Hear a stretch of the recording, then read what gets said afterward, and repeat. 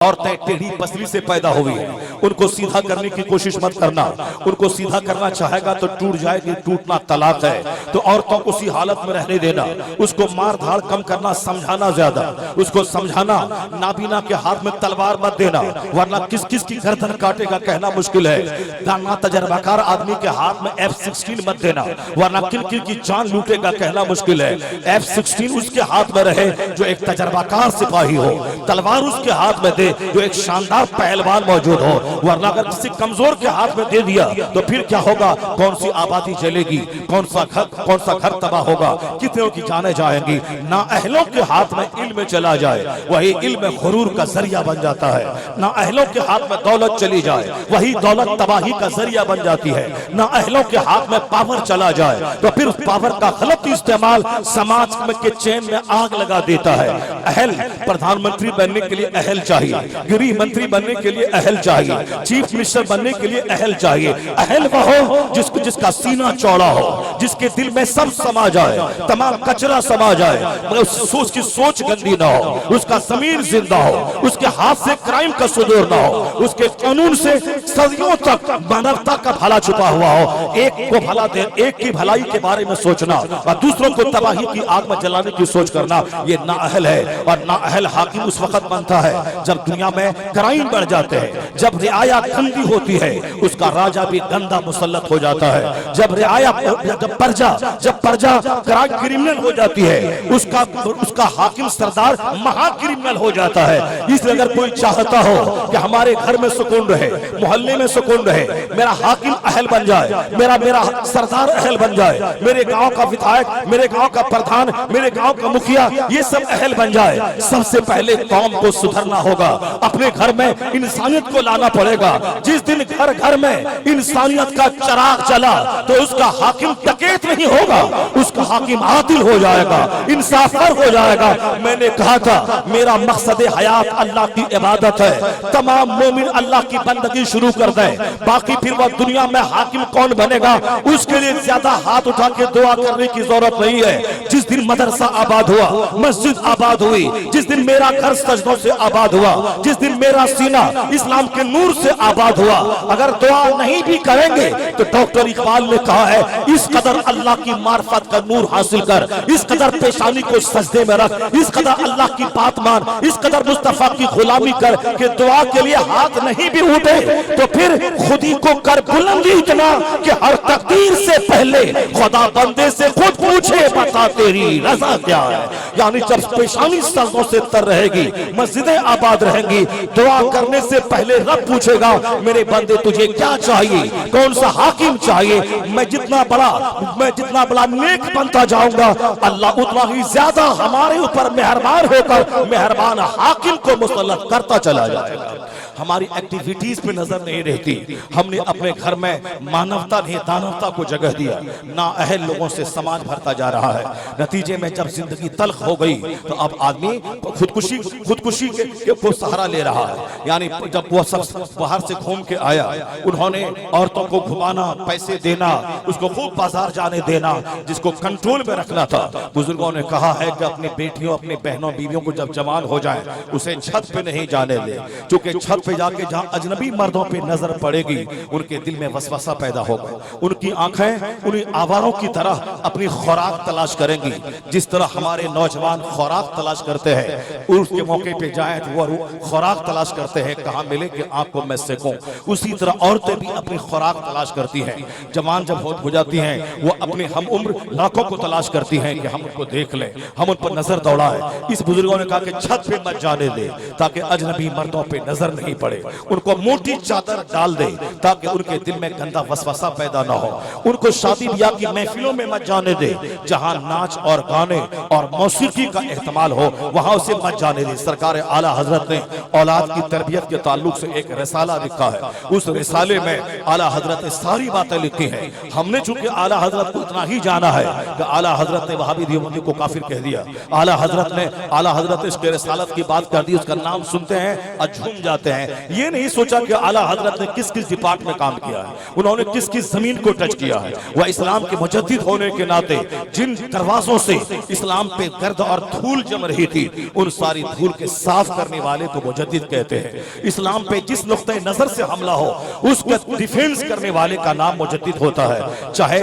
मिलाद फातिहा की सूरत में गैर जरूरी रिवायात दाखिल हो जाए उस पर बोलना, वह चाहे गुस्ताखी की सूरत में अजमत के खिलाफ खुले उसका पीछा करना, चाहे वह सियासत की सूरत में गंदी सोच दाखिल हो उस गंदी सोच का खात्मा करना।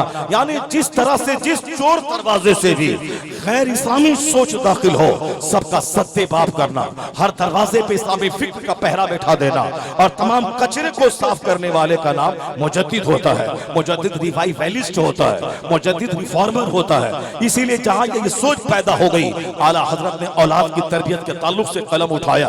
अमेरिका में जब बच्चे तबाह होने लगे तब वहां कलम साहिब कलम को बुला करके लिखवाया गया कि बच्चों की तरबियत पे आप लिखिए, वरना जब बच्चे तबाह हो गए तो आर्मी में बच्चे कहां से आएंगे, व्हाइट हाउस में बैठकर राजनीति करने वाले कहां से आएंगे, आईएएस ऑफिसर कहां से मिलेंगे, बैंक का प्रोबेशनरी ऑफिसर कहां से मिलेंगे। जब बच्चे ही तबाह हो जाएंगे तो बैंक का मैनेजर कहां से आएगा, डिस्ट्रिक्ट का डीएम कहां से आएगा। एक अच्छा डीएम चाहिए तो नस्लों को बचाना होगा, एक अच्छा आईएएस ऑफिसर चाहिए तो बच्चों को तबाही से बचाना होगा, एक अच्छा कंप्यूटर ऑपरेटर चाहिए उसके लिए दिमाग चलता है, 8-8 10-10 12-15 घंटे मेहनतें होती है तब जाके एक बच्चा कंप्यूटर ऑपरेटर होता है, एक बच्चा आईएएस ऑफिसर होता है, एक बच्चा वैज्ञानिक साइंटिस्ट बनता है। साइंटिस्ट अगर नहीं बनता हवाई जहाज कहां से मिलता, ये मोबाइल फोन कहां से मिलता, ये हमारे घर के ट्यूबलाइट कहां से आते, ये माइक्रोफोन कहां से आता। यानी जो आज मेरा जीना आसान हो गया है, मस्जिदों से आवाज दूर तक पहुंचाना आसान है। दिमाग चलने के बाद माइक्रोफोन का वजूद में आया तब मेरी आवाजें 5 किलोमीटर दूर तक पहुंच रही है। यानी दिमाग चलाने वाला तो चाहिए। जब सारे लोग गुटखा खा करके दिमाग नष्ट कर लेंगे, सारे लोग शराब पी करके अपने जमीर को जला लेंगे, जब सारे बच्चे ज़िनाकारी की कीचड़ में लथपथ हो जाएंगे, ये बताएं कि 12 घंटे दिमाग चला के कौन दुनिया को नई नई चीजें देगा, कौन आसमान में लटक करके 6-6 महीने तक वह रिसर्च करेगा, कौन समंदर में 3-3 महीने तक गोता लगा के समंदर के अंदर की मालूमात के खजाने को हासिल करेगा। तो जब दिमाग ही नष्ट हो जाएगा, जब नस्ल ही तबाह हो जाएगी, जब शराब पीना और शबाब से काम लेना, रंगीनी से दिलचस्पी हासिल करना यही मेरे बच्चों का मकसद हो जाएगा, तो हम आईएएस ऑफिसर कहां से लाएंगे। तो उसके लिए आज आईएएस ऑफिसर इंडिया में जो बच्चा पैदा हो रहा है वो किसी डीएम का बेटा नहीं हो रहा है। क्योंकि हम डीएम बन गए, मेरे पास 10 लाख रुपए की आमदनी आ गई, अब हमारा बच्चा आराम से सोफा पे रहता है, एसी में रहता है, आप ही वो पढ़ता लिखता कम है, बाप के पैसे पे मस्ती ज्यादा करता है। अब उनको बाप की तरह डीएम बनने के लिए उनको 18 घंटे पढ़ना है, उनको दिमाग जलाना है, रात की नींद कुर्बान करनी है। अगर डीएम बनने का सपना देखना है तो उसको रात वाला ख्वाब का सपना नहीं देखना होगा, सपना वो देखे जो उसकी नींद उड़ा दे। एपीजे अब्दुल कलाम ने कहा था, सपना वो नहीं है जो मैं ख्वाब सोने की हालत में देखता हूं, बल्कि असल में ख्वाब वो है जो हमारी नींद उड़ा दे, जो हमारे आराम को उड़ा दे, जो हमारे आराम को उड़ा दे। यानी जब दिमाग में तुम ठान लेगा मुझको साइंटिस्ट बनना है तो 8-10 घंटे नहीं सोएगा, बल्कि तेरी नींद उड़ जाएगी। तुम्हें वैज्ञानिक बनने का जुनून तुम्हें बिस्तर से उठा देगा, तुम्हें किताब स्टडी रूम में ले जाएगा। यानी वो नशा, वो सपना दिमाग में बैठा ले जो सपना तेरी नींद उड़ा दे। वो सपना नहीं है जो तू हालत नींद में देखता है, असल में ख्वाब वो है जो ख्वाब तेरी नींद उड़ा दे। बड़ा बनने के लिए 18 घंटे पढ़ना पड़ता है, बड़ा बनने के लिए 24-24 घंटे में सिर्फ 2 घंटे सोना पड़ता है, खाना पीना हल्का हो, स्टडी करना ज्यादा हो। लेकिन जब बाप मालदार हो गया, अब बेटे को ऐश में रखा जा रहा है, तो एक डीएम का बेटा डीएम नहीं बनता। इस बार पूरे हिंदुस्तान में आईएएस का जब रिजल्ट निकला उसमें सबसे अव्वल नंबर पे इन 700-800 कैंडिडेट में कोई गुजरात के डीएम का बेटा नहीं था, दिल्ली के डीएम का बेटा नहीं था, बंगाल के डीएम का बेटा नहीं था। वह बिहार के एक देहात का एक मामूली बैंक में काम करने वाला क्लर्क, उसका बेटा शुभम कुमार, वो आईएएस में सबसे टॉप नंबर लाया था, यूपीएससी में सबसे हाईएस्ट नंबर वो लाया है। एक देहाती का बेटा, एक देहात में पैदा होने वाला, उसने चूंकि देहात में और गरीब घरों में वहां मेहनत का हौसला होता है, वहां बदन को जब तक उसमें खाने पीने की फरावानी नहीं होती तो आदमी के पास सेहत भी होती है, उसको बड़ा बनने का नशा होता है। जहां दौलत की फरावानी हो गई फिर वो स्टडी करने का रुझान खत्म हो जाता है, मेहनत का रुझान खत्म हो जाता है। इसलिए मेहनत करने के लिए आदमी को गुर्बत चाहिए, मेहनत करने के लिए जमीन से लगी हुई जिंदगी चाहिए, मेहनत करने के लिए एक बहुत बड़ा बखार चाहिए समाज को देने का, उसके लिए वो मेहनत करेगा। आज खूब ढेर पैसा कमाना, बच्चों को फरावानी से रखना, जब बच्चे छिनने लगे कौन वैज्ञानिक बनेगा, कौन आईएएस ऑफिसर बनेगा, तब आज बच्चों की तरबियत पे किताब लिखवाई जा रही है। अमेरिका में करोड़ों डॉलर खर्च करके बच्चों की तरबियत पे किताब लिखवाई जा रही है। बच्चे बर्बाद हो गए तो आईएएस ऑफिसर कौन बनेगा, वैज्ञानिक कौन बनेगा। आज हिंदुस्तान में हर स्कूल कॉलेज में बच्चों की तरबियत के ताल्लुक से क्लास लिए जा रहे हैं, नए नए स्कॉलर बाहर से बुलाए जा रहे हैं, सारे बच्चों को बुला करके उन बच्चों के मुस्तकबिल के ताल्लुक से लेक्चर दिया जा रहा है, उन बच्चों के गार्जियन को बुला करके बच्चों की तालीम और तरबियत के ताल्लुक से इस्लाही बातें हो रही है। तो बच्चों की मुस्तकबिल की फिक्र आज पैदा हुई है, मगर कुर्बान जाए पैगंबर आज़म ने 1400 साल पहले कहा था, मा नहदा वालिदुन वलदहु मिन नहलिन अफज़ल मिन अदबिन हसन, यानी एक बाप अपनी औलाद को जितना भी गिफ्ट देता हो, वह सारे गिफ्ट में बेहतर गिफ्ट यह है कि एक बाप अपने बच्चे को अच्छा अदब सिखा दे, अपने बच्चों को तालीम दे दे, अच्छा अदब सिखा दे। यानी करोड़ों की एक बात मुस्तफा ने 1400 साल पहले कही, वही लेक्चर जो आज ऑक्सफोर्ड में दिया जा रहा है, वही लेक्चर जो आज कैम्ब्रिज में दिया जा रहा है, वही लेक्चर जो आज प्रधानमंत्री पार्लियामेंट में दे रहे हैं, वही लेक्चर जो आज स्कूल और कॉलेज में बाहर से चीफ गेस्ट को बुला के बच्चे और बच्चे के गार्जियन के सामने दिया जा रहा है। वह सारा लेक्चर एक तरफ हुजूर की हदीस एक तरफ रखा है, जहां यह कहा जा रहा है कि आप हर मकान की फिक्र न कीजिए, बच्चों को डिसिप्लिन सिखाइए, बच्चों को एजुकेशन दीजिए, बच्चों को जीने की कला सिखलाइए। अगर आपने 50 करोड़ का बंगला दिया और बच्चों को डिसिप्लिन नहीं सिखलाया, वह सारे बंगला को बेच के शराब पी लेगा, वह तमाम बंगलों का सौदा करके वह ज़िना करेगा। इसलिए अपने बच्चों को दौलत देने से ज्यादा उसके डिसिप्लिन का ख्याल रखिए, उसको पैसा कैसे कमाए, कहां खर्च करें, यह सलीका बच्चों को सिखाइए। तो जो बात आज दुनिया के करोड़ों दानिश्वर कह रहे हैं, वही बात मुस्तफा ने 1400 साल पहले कही। एक बाप की तरफ से जो बच्चों को गिफ्ट मिलता है, प्रेजेंटेशन मिलता है, सबसे बड़ा वरदान, सबसे बड़ा तोहफा मिलता है, वह तोहफा जमीन नहीं है, वह तोहफा मकान नहीं है, वह तोहफा गोल्ड नहीं है, वह तोहफा फर्नीचर नहीं है, वह तोहफा फिक्स्ड डिपॉजिट नहीं है, वह तोहफा LIC की पॉलिसी नहीं है, वह सबसे बड़ा तोहफा है जीने की कला, डिसिप्लिन सिखा देना। हुजूर ने कहा था सबसे बड़ा गिफ्ट है अच्छा अदब सिखा देना, जीने का हुनर सिखा देना, आदमी बना देना। जो बात आज करोड़ों दानिश्वर कहते हैं, वही करोड़ों की एक बात मुस्तफा ने 1500 साल पहले कह के मानवता पे एहसान किया है, इंसानियत पर एहसान किया है। काश नबी मोहतरम की बात पहले मान ली होती तो हमारी नस्लें तबाही से बच जाती, हमारा घर जलने से बच जाता, हमारी नस्लें तबाही से बच जाती। तबाही के बाद आबादी का ख्याल आया, बर्बादी के बाद अब बच्चों के मुस्तकबिल का ख्याल आया।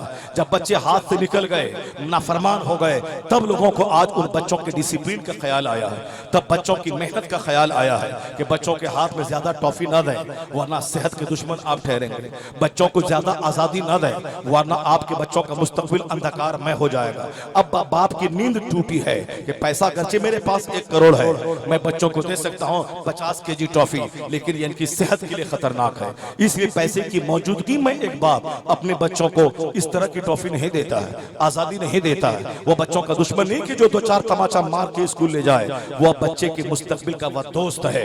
बाप नहीं चाहता कि मेरा बच्चा बिगड़ जाए। सूरज की रोशनी जब जमीन पे पड़ती है तब फूल खिलता है, तब फसलें निकलती हैं, तब जमीन को एनर्जी मिलती है। जब सूरज नहीं निकले बहुत सारी फसलें जलकर राख हो जाती हैं। जब धूप तेज न हो तो फसलें नहीं पैदा होती है।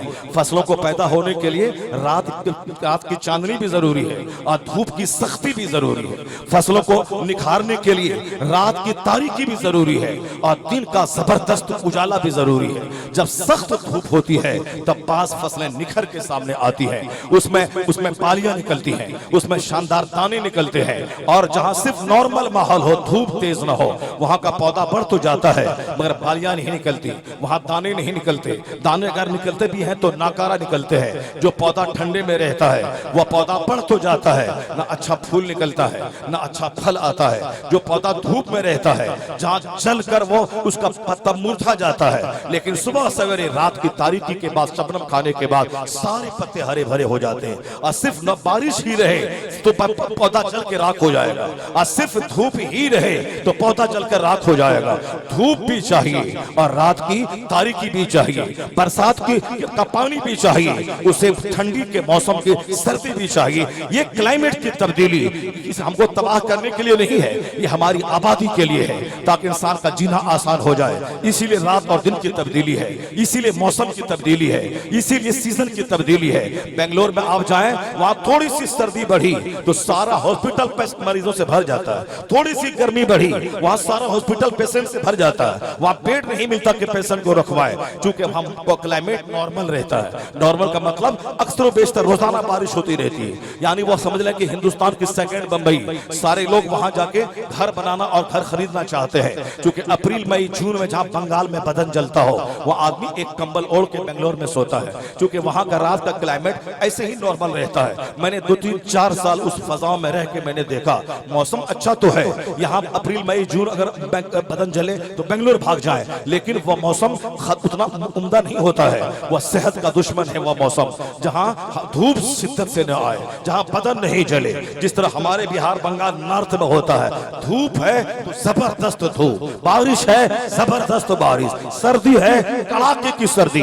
इस बदन को कड़ाके की सर्दी भी चाहिए ताकि नजला जुकाम के रास्ते से जॉन्डिस की बीमारी का खात्मा हो जाए। इस बदन को गर्मी का पसीना भी चाहिए ताकि पॉक्स के दाने बदन से निकल जाएं और परस की बीमारी की जगह कट जाए। इस बदन को बारिश का पानी भी चाहिए ताकि अंदर के जितने फासिद मवाद हैं वह सब निकल जाए। बारिश का अपना फायदा है, सर्दी का अपना फायदा है, गर्मी का अपना फायदा है, रात का अलग फायदा है, दिन का अलग फायदा है। जब बात समझ में आ गई, एक अच्छा फल पौधा निकालने के लिए गर्मी और सर्दी दोनों का इम्तिजाज चाहिए, दोनों का मिश्रण चाहिए। तो एक अच्छी औलाद के लिए उसे सिर्फ दौलत की फरावानी नहीं बल्कि उसको बाप की सख्ती चाहिए, माँ का प्यार चाहिए। माँ कभी प्यार दे और बाप कभी मार दे। यानी एक बच्चे के मुस्तकबिल को संवारने में सिर्फ प्यार अगर हो तो बच्चा तबाह हो जाएगा।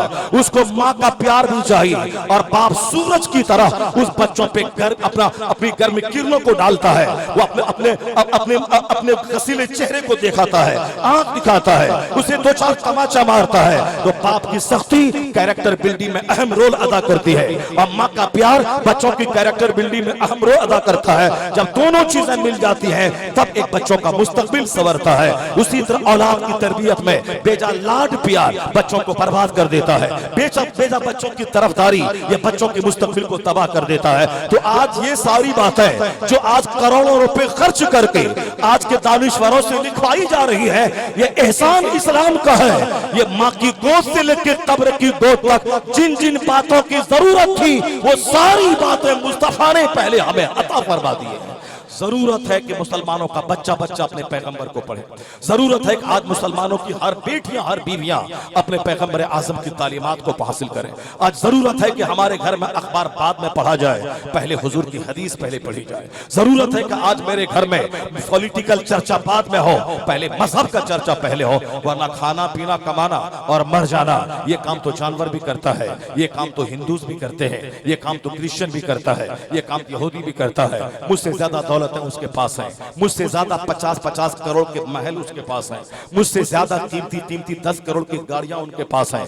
जो गाड़ी 40 करोड़ मुसलमान में किसी के पास ना हो वो गाड़ी उनके पास है। जो हमारी जबान में जहन्नमी है वह हमारे पास 40 करोड़ मुसलमान जो इंडिया में बसते हैं इनके पास वो महल नहीं है, ये महल उनके पास है जो हमारी जबान में जहन्नमी है। जिसको मरने के बाद आराम नहीं मिलेगा। जो हालत ईमान में मरे वही जन्नत जाएगा, जो हालत कुफ्र में मरे यहाँ भी उसके लिए आग है। मरने के बाद भी उसके लिए आग है। जिसको हम कहते हैं इसके लिए आग है, उसके पास हमसे ज्यादा मकान है, हमसे ज्यादा गाड़ियां हैं, हमसे ज्यादा पैसे हैं, हमसे ज्यादा उसके पास माल है। हमारा सारा बच्चा बिहार, बंगाल का पंजाब जाता है और पंजाब में उन सिखों की फैक्ट्री में काम करता है जिनके पास पैसे सड़ रहे हैं, जिनके पास पैसे महक रहे हैं, जिनके पास दौलतें महक रही हैं। कलकत्ता से जाने वाली सारी ट्रेनें बंगाली मजदूरों से भरी रहती हैं, बिहार से जाने वाली सारी ट्रेनें बिहारी मजदूरों से भरी रहती हैं। आप जाके देखें बेंगलोर और चेन्नई से जाने वाली ट्रेन में, जो ट्रेन जाती है दिल्ली और पंजाब, उसमें उतनी भीड़ नहीं होती जितनी भीड़ बंगाल, बिहार, उत्तर प्रदेश की ट्रेनों में होती है,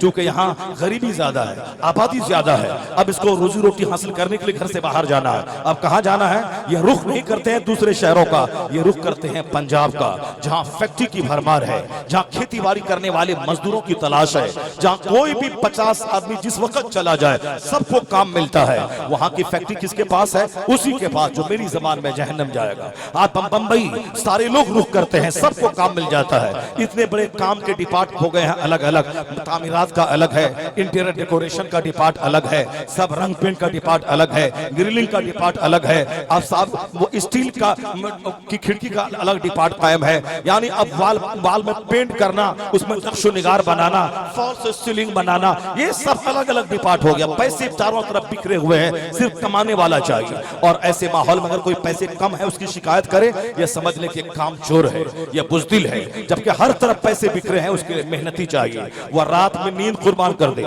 वह दिन में मेहनत करे, दिमाग जला लगाए, फिर पैसे की बारिश हो जाएगी। यहाँ से मजदूर बन के बंबई जाता है, तब पता चला 5 साल के बाद वह कॉन्ट्रैक्टर बन गया, वह ठेकेदार हो गया। कोई साहब इंटीरियर डेकोरेशन का कॉन्ट्रैक्ट ले रहा है, कोई इलेक्ट्रिसिटी का कॉन्ट्रैक्ट ले रहा है, कोई साहब प्लम्बरिंग का कॉन्ट्रैक्ट ले रहा है, कोई घर में फॉल सीलिंग का कॉन्ट्रैक्ट ले रहा है, कोई पत्थर बिछाने का कॉन्ट्रैक्ट ले रहा है। अब वहां कॉन्ट्रैक्टर बन के अपने गांव में अब ये 2 करोड़ का घर बना रहा है। यानी इतने पैसे फैले हुए हैं कि मेहनती चाहिए। इस जमाने में पैसा कम होने की शिकायत करना, इसका मतलब है कि इसके पास नॉलेज की कमी है, इसके पास मेहनत की कमी है। यह काम चोर है, चाहता है कि बैठे बैठे घर में रहो और पैसा मेरे पास बरस जाए। यानी सनअती इंफिजार का जमाना, यह है इंडस्ट्रियल एक्सप्लोजन का जमाना। यानी इस जमाने में पैसे फूट पड़े हैं, कमाने के कई कई डिपार्ट हो गए हैं। ये मोबाइल एक अलग डिपार्ट लेके आ गया है, इसके एक्सेसरीज का डिपार्ट अलग है, मोबाइल रिपेयरिंग का डिपार्ट अलग है, नए नए मोबाइल को बेचने का डिपार्ट अलग है, बैटरी का डिपार्ट अलग है, उसके कवर का डिपार्ट अलग है। लोग अरबों में खेल रहे हैं। ये इसी को कहते हैं सनअती इंफिजार का अहद, यानी इंडस्ट्रियल एक्सप्लोजन का एक धमाका हो गया है। यानी जिस तरफ दौड़े हर तरफ पैसा बोला रहा है कि आओ इधर इस डिपार्ट को टच कर जाओ। ऐसे में कोई गरीबी की शिकायत करे, उससे बड़ा काम चोर कोई नहीं होगा। इसके जमाने में हमसे ज्यादा पैसे उनके पास हैं, जिसको हम अपनी जबान में जहन्नमी कहते हैं। अब जबान जहन्नमी कहते हैं क्योंकि उनके पास मेहनत ज्यादा है, दुनिया कमाने का हुनर ज्यादा है, उनके पास माल ज्यादा है। मेरे पास क्या है? मेरे पास एक चीज है जो सबसे बड़ी चीज है, जो किसी के पास नहीं थी। वह दौलत जो अमेरिका के बिल गेट्स के पास नहीं है, वह दौलत अल्लाह ने मेरे मजदूर को दिया है। वह दौलत जो जो बाइडन के पास नहीं है, जो हमारे रेडी चलाने वाले ठेला चालक को अल्लाह ने दिया है। वह दौलत जो हिंदुस्तान के खरबपति को नहीं अल्लाह ने दी है, वह दौलत हमारे गांव के मजदूर को जो ईंट ढोता उसको दिया है। वह दौलत है ईमान की दौलत, वह दौलत है जन्नत की दौलत, वह दौलत है कलमा की दौलत। यानी उसके पास रहे 50 खरब का मकान, मगर मेरा मजदूर 8 घंटे पसीना बहाकर 300 रुपए कमाता है। उसके सामने अमेरिका का जो बाइडन अगर बोले मैं 50 करोड़ का बंगला दे दूंगा, 5 करोड़ की कार दे दूंगा, तुम एक दिन हमारे घर में रखे हुए मैरी के बुत को तू सजदा कर ले, उसके सामने झुक जा, मैं तुझे 2 करोड़ की कार दे दूंगा, 50 करोड़ का बंगला दे दूंगा। हमारे गांव का वह मजदूर जो कोदाल लेके 8 घंटे कमाता है, ये बोलेगा जो बाइडन मैं तेरे 50 करोड़ के मकान पे पखाना कर दूंगा, पेशाब कर दूंगा, थूक दूंगा, मगर ईमान का सौदा नहीं करूंगा। जो दौलत अल्लाह ने हमको दी है वह दौलत ईमान की दौलत है। तो जब इतने बड़े धनवान आप हैं, वह दौलत बचेगी कैसे उसकी फिक्र करनी पड़ेगी, उस दौलत में इजाफा कैसे होगा उसकी फिक्र करनी पड़ेगी, वह दौलत लूटने से कैसे बचेगी उसकी फिक्र करनी पड़ेगी। वरना दुनिया में बेशुमार लोग हैं जो कल मोमिन थे आज काफिर हो गए, बेशुमार लोग हैं जो कल सुन्नी थे आज गैर सुन्नी हो गए, बेशुमार लोग थे जो कल आला हजरत के फॉलोवर थे, वह मरने से पहले पहले वहाबी नजदीक की गोद में चले गए। इसकी फिक्र करनी पड़ेगी। मकान नहीं दिया अल्लाह ने, नहीं दे मकान, मगर ईमान की दौलत जो अल्लाह ने अपने करम से दिया है वह ईमान की दौलत बचती रहे, वह ईमान की दौलत सही सालिम रहे, वह ईमान की दौलत में इजाफा हो, वह ईमान की दौलत खत्म न होने पाए। यही सोच एक मोमिन की होनी चाहिए। ना हम काफिरों का क्या मुकाबला कर पाएंगे? इतनी दौलत है उसके पास है कि 1000 साल तक मैं जिंदा रहूं और रोजाना 1 लाख रुपए कमाऊं, फिर भी मैं उसका मुकाबला नहीं कर पाऊंगा। लेकिन जो दौलत अल्लाह ने हमको दे दी है, इसका मुकाबला दुनिया का सारा काफिर मिलकर नहीं कर पाएगा। चाहे सारा दरख्त गोल्ड हो जाए, सारी दुनिया का सारा ढेला याकूत और मोती में तब्दील हो जाए, ये सारी चीजों को एक पल्ले में रखा जाए, हदीस रसूल की रोशनी में कलमा ला इलाहा इल्लल्लाह को एक पल्ले में रखा जाए और तौला जाए तो कलमा का वजन सब पे भारी हो जाएगा। वह दौलत अल्लाह ने मुझको दी है तो अपने बच्चों को सबसे पहले कलमा सिखाएं, वह दौलत को बचाने की फिक्र बताए। ऐसा नहीं कि नौकरी के शौक में वह ईमान की दौलत लूट जाए, वह ऐसा नहीं कि छोकरी की तलाश में वह ईमान की दौलत खत्म हो जाए, ऐसा नहीं कि एक बिल्डिंग की तलाश में वह ईमान खत्म हो जाए। आज जो ईमान सबसे बड़ी दौलत, वह दौलत लूटा के एक घर बनाना, वह दौलत लूटा के एक लड़की से शादी करना, वह दौलत लूटा के एक लड़के से शादी करना, वह दौलत लूटा के एक फैक्ट्री बनाना, ये अकलमंदी नहीं, उससे बड़ा अहमद, उससे बड़ा गधा कोई नहीं है। अगर सोने का घर भी मुझको दुनिया में मिल जाए, सारी जिंदगी में उसमें नहीं रह पाऊंगा, तो मैं 1000 साल नहीं रह पाऊंगा, 100 साल के अंदर ही उस सोने के घर को छोड़कर मुझको जाना पड़ेगा। कहां जाना होगा? कब्र में जाना होगा, मिट्टी की खुराक बननी पड़ेगी। ये सबको मालूम है, चाहे तकरीर सुने या ना सुने, ये सब के लिए फिक्सेड टाइम है कि जब वो वक्त आता है सबको जाना है। तो सोने के घर में रहे या मिट्टी के घर में रहे, जब छोड़ के जाना है तो मिट्टी सोना दोनों बराबर है। हमारे एक बुजुर्ग थे जो कभी भी उन्होंने अपना घर नहीं बनाया, किराए के घर में रहा। मुरीद कहते थे हुजूर अपना घर क्यों नहीं बनाते हैं? आप हुक्म थे मैं आपके लिए अपना घर में बना के दे दूं। कहा बेटा जब मकान छोड़ के दुनिया से जाना ही है तो अपना घर रहे वही बात है, किराए में रहो वही बात है। जब छोड़ के ही जाना है तो अपना घर किराए का घर दोनों बराबर है। और फिर अपना घर अगर होगा उसे छोड़ के जाने में ज्यादा तकलीफ होगी, क्योंकि जिस काम को बनाने में, जिसके बनाने में मेहनत लगती है, पैसा लगता है, दिल जिसमें अटका रहता है, उसको छोड़ने में भी उतना ही मलाल होता है। आदमी 40 साल तक नमाजें छोड़ कर, झूठ बोल कर एक छोटा सा घर बनाया और जब उस घर को छोड़ के मरने लगता है तो सीने पे इतना बड़ा बोझ रहता है, मैंने क्या गजब कर दिया। नमाजें छोड़ दी इस मकान के लिए, मैंने रोजा तर्क किया इस नमाज के लिए, इस मकान के लिए, मैं झूठ बोला 50 करोड़ कि इसमें लगेगा 1 लाख रुपए, मैंने कह दिया कि 10 लाख रुपए तो सिर्फ खर्च है, उसमें हमारा बेनिफिट कहां गया? मैं झूठ बोल के कमाया, वह कमाया और झूठ बोल के मैंने मकान बनाया। आज ये मकान मेरे साथ नहीं जा रहा है, मेरे बच्चे इस मकान में रहेंगे, अब मैं कब्र में जा रहा हूं। बहुत जबरदस्त सदमा होता है, ऐसा सदमा अगर वह बयान करे तो जमीन फट जाए, उनका सीना फट के उनका सदमा सीने से बाहर निकल जाए, क्योंकि फरिश्ता उसको पकड़े रहता है ताकि उसकी बेचैनी घर वालों पे जाहिर ना हो। वरना ऐसा मरने वाला चीखता चिल्लाता है कि फरिश्ता अगर नहीं पकड़े तो घर के सारे लोग घर छोड़ के जंगल भाग जाए, कोई उसको नहलाने वाला ना मिले, कोई उसकी कब्र खोदने वाला ना मिले, कोई उसको कफनाने वाला नहीं मिले। रूह निकलते वक्त ऐसी तकलीफ होती है जैसे 100 तलवार से किसी को मारा हमला किया जाए, उसमें उतना दर्द नहीं होता जितना दर्द रूह निकलते वक्त होता है, मगर उसका इजहार नहीं होता क्योंकि फरिश्ते उसको पकड़े हुए रहते हैं, फरिश्तों के कंट्रोल में वो शख्स रहता है।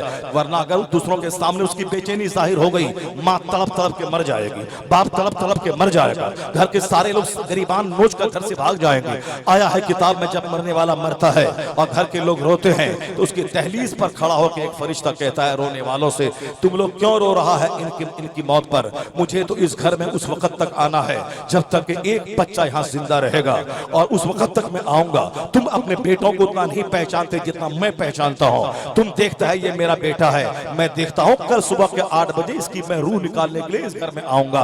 तुम्हारी औलाद है, तुम नहीं जानते, मगर मेरे पास जानकारी है इसकी, ये कब इसकी रूह मैं निकालूंगा। तो मुझे तो इस घर में बार बार आना है। एक आदमी मरा है तो क्यों चिल्ला रहा है, क्यों चीख रहा है? इनकी मौत पे मत चीख, अपनी हालत पे चीख, तेरी मौत कल होगी।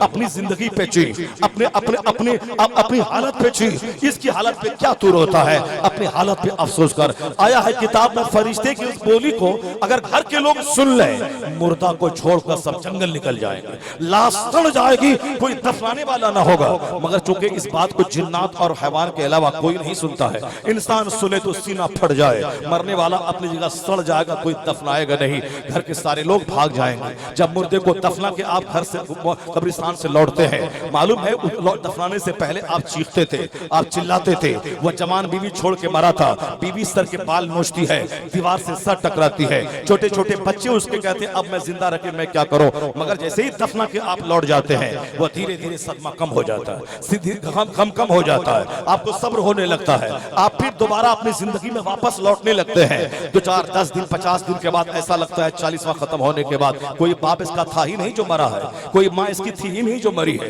कोई बीवी इसकी थी ही नहीं जो मरी है, कोई शौहर इसका था ही नहीं जो मरा है। वह रद्दी की टोकरी में चला जाता, उसको हम तारीख के बस्ते में डाल देते हैं, था कोई मर गया। अब ये अपनी जिंदगी के बारे में सोचने लगता है, मैं कल खाऊंगा क्या, मैं रहूंगा कैसे, मैं दूसरों से सुलूक करो, शादी फला के घर में है, मैं क्या तोहफा लेके जाऊं। भूल गया उसको जो 40 साल झूठ बोल के मकान बनाया था, बीवी भूल गई, जो 40 साल नमाज छोड़ के घर बनाया था, उसके बच्चे भूल गए। वो अल्लाह से भीख मांगता था, इलाही अभी नहीं मरूं, बच्चे छोटे हैं, अभी नहीं मरूं, बेटी की शादी नहीं हुई है, अभी नहीं मरूं, मेरा बेटा किसी लायक नहीं हुआ है, मेरी बीवी क्या खाएगी। वो भूल गया बदतमीज कि कल मरेगा, आग में जलेगा, कभी उसके बारे में चर्चा नहीं किया।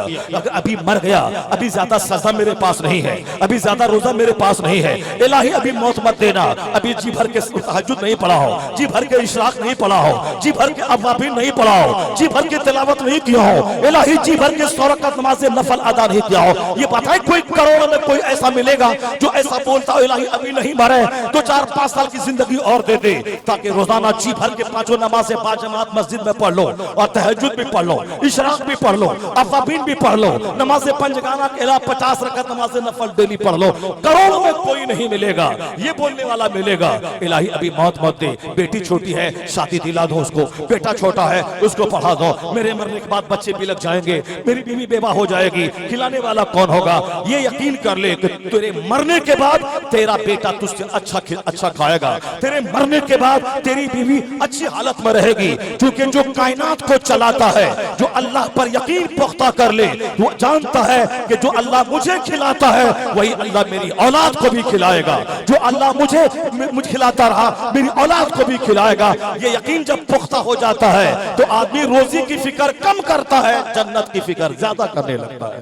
क्योंकि अभी जन्नत की फिक्र नहीं है, इसीलिए रोजी की फिक्र है, रोटी की फिक्र है। मरने के बाद कल फातिहा पढ़ने तक बेटा नहीं जाएगा। बहुत सारे लोग थे अरबों की दौलत छोड़ के मरे, कोई बेटा कब्रिस्तान पे नहीं जाता है, 40वां के बाद सब भूल जाता है। ऐसा क्यों होता है मालूम है? जब रिश्तेदार दफना के कब्रिस्तान से वापस लौटते हैं तो कब्र फरिश्ता कब्र की मिट्टी लेकर उनके रिश्तेदारों के सर पे फेंक देता है और कहता है भूल जाओ इसे, ये अपने अंजाम को पहुंच गया, अब तुम अपनी फिक्र करो, अपने अंजाम पे गौर करो, अपनी मौत की तैयारी करो, इसको भूल जाओ। जैसे ही कब्रिस्तान से बंदा लौटता है, बेटे को सब्र हो जाता है, बीवी को सब्र हो जाता है, सबों को सब्र हो जाता है, रिश्तेदार को सब्र हो जाता है। धीरे धीरे वो मरने वाला अपने हाल पे पहुंच गया और यहाँ के लोग अपनी नई जिंदगी की शुरुआत कर जाते हैं। जिसकी फिक्र में मैंने रोजा छोड़ा था, जिस बच्चों की फिक्र में मैंने नमाज छोड़ी थी, जिस बच्चों की फिक्र में मैंने करोड़ों झूठ बोला था, जिस बच्चों की फिक्र में न जाने हमने कितनी रात जाग कर हमने काम किया था, जिस बच्चे की फिक्र में वतन से बेवतन हुए थे, वो बच्चा मुझको भूल गया कि कोई मेरा बाप था और जो जिंदगी में कभी मुझको पाला था, पोसा था।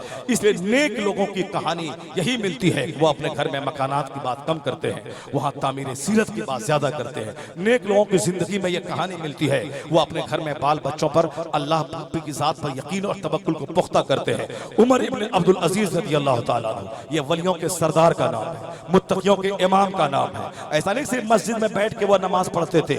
उमर इब्न अब्दुल अजीज दुनिया इस्लाम का बाताज बादशाह था, जिसको 5वें खलीफा राशिद का नाम दिया जाता है। खुलफाए राशिदीन यानी वो खलीफा, वो नबी का नाइब, वो खलीफा जो राह रास्त पर हो, वो चारों खुलफा है, सिद्दीक, उमर, उस्मान, अली।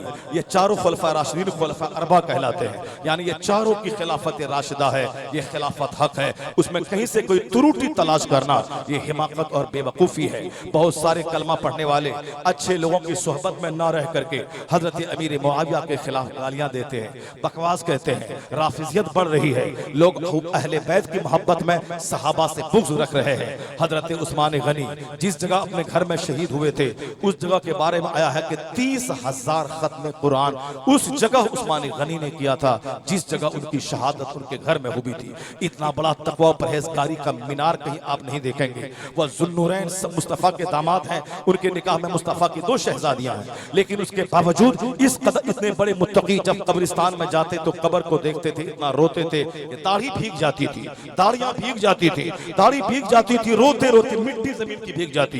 किसी ने पूछा हुजूर क्यों इतना रोते हैं कब्र को देखकर? कहा हुजूर ने कहा था कि मरने के बाद सबसे पहली मंजिल कब्र है। उस मंजिल में जो बंदा कामयाब हो गया आने वाली मंजिलें उसके लिए आसान हो जाएगी। यानी हश्र की मंजिल, कब्र हश्र की मंजिल और पुलसरात की मंजिल, नामे अमाल के तौले जाने मीज़ान की मंजिल, बेशुमार मंजिलें आएंगी। वह सारी मंजिलें आसान हो जाएंगी अगर पहली मंजिल में बंदा बच गया। तो उस्मान गनी कहते हैं मैं इसी पहली मंजिल को देखकर मैं रोता हूं कि मेरा इसमें क्या होगा।